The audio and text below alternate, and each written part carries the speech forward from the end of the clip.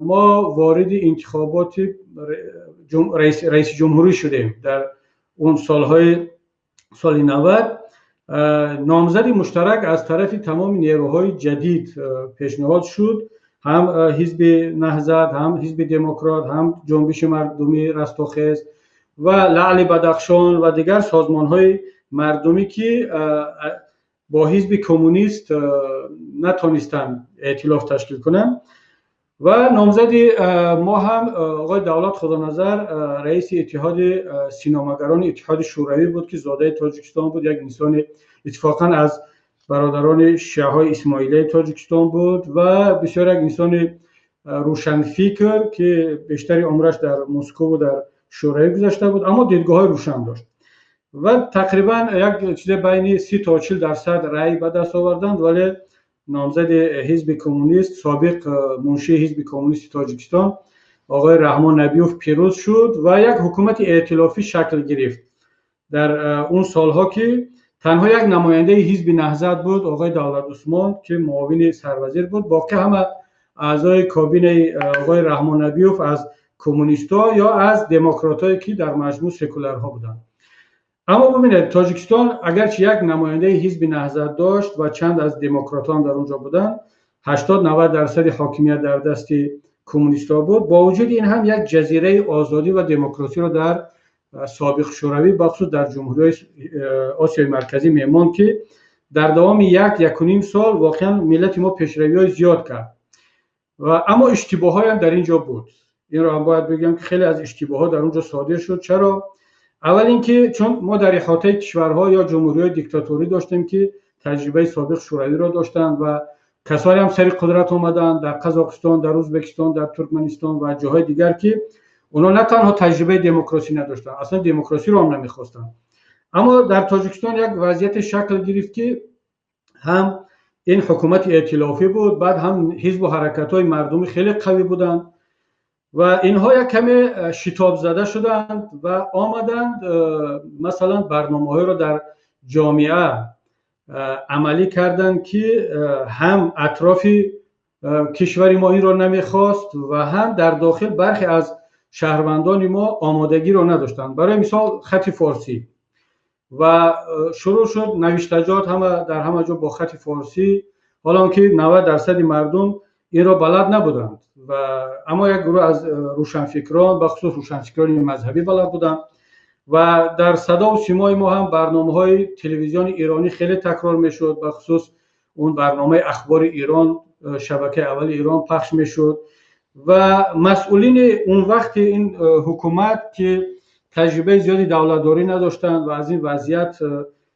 آگاه نبودند، اما خیلی هم عاشق این آزادی ها و دموکراسی و عاشق ایرانی و ایرانیت و جهان اسلام بودند. خیلی با یک شتاب زدگی آمدند فضای سیاسی و فکری کشور را خواستند زود عوض کنند که این از نگاه من البته یکی از اشتباهایی بود که حزب و حرکت‌های جدید صادر کردن. البته این رو هم باید بگم که در اینجا نقش نهضت نقش خیلی مینیمالی بود، یعنی خیلی کمتر بود. چرا؟ ما همونطور گفتم تنها یک معاون سروزیر داشتیم، اما صدا و سیما در دست مثلا مسئولین از طرف حرکت مردمی رستاخیز بود که یک دیدگاه‌های ملی‌گرایی داشت. اونها بیشتر دنبال خط فارسی و این تکرار کردن برنامه‌های ایرانی و حتی اصطلاحات و کلمه‌های هم در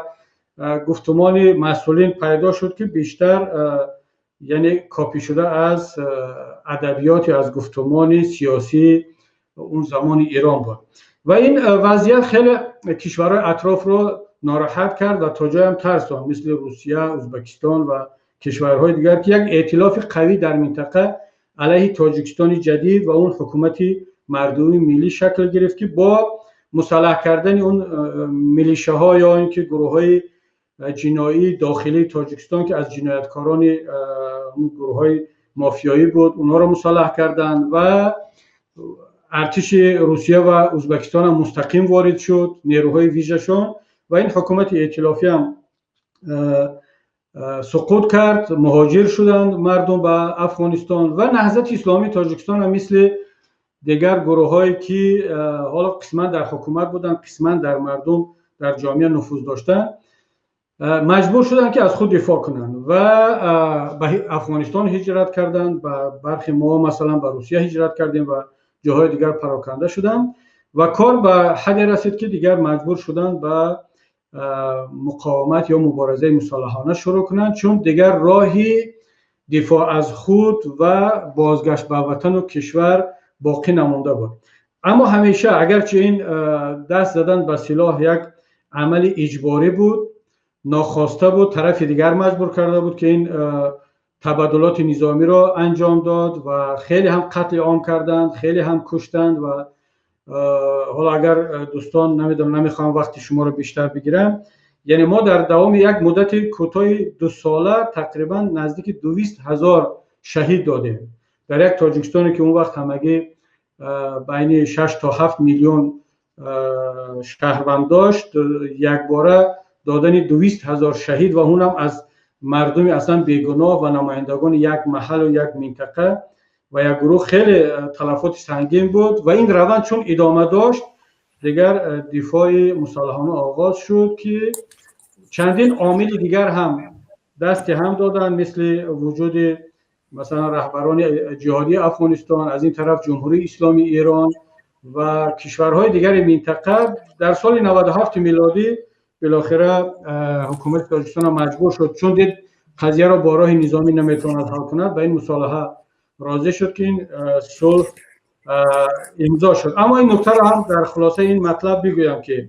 نهضت اسلامی تاجیکستان با اون اصل اعتدال که دارد همیشه میخواهد مشکلات را از راه گفتگو و مذاکره و با در چارچوب قانونها حل کند. وقتی که مجبور شود که دست به اقدام‌های جدی بزند، مثل اون که در سالهای 90 دست به مقاومت مسلحانه زد، این یک عمل اجباری است که دیگران وادار کردند، مجبور کردند. و امروز هم که نهضت اسلامی تاجیکستان تحت سخت‌ترین شرایط قرار دارد، باز هم ما تلاش کرده ایستادیم که با راه‌های مصالحت آمیز گفت و شنید مشکلات خود را حل کنیم و شرایط را به سمت نبریم که باز دیگر باره ملت مجبور شود که دست به اقدام‌های جدی‌تر بزند و برای این اصل خود تا هنوز ما باقی مانده ایم.